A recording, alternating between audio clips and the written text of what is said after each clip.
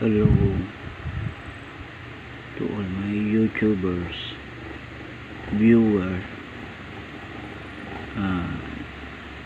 You see this one is an egg.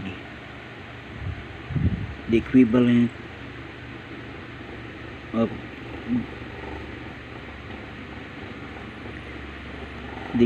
name for this egg is itlog in Filipino, pronounced as it, int,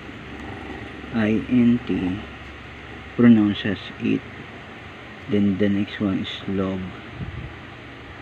L-O-E-G, log, it, then log, itlog. In English, eggs, egg.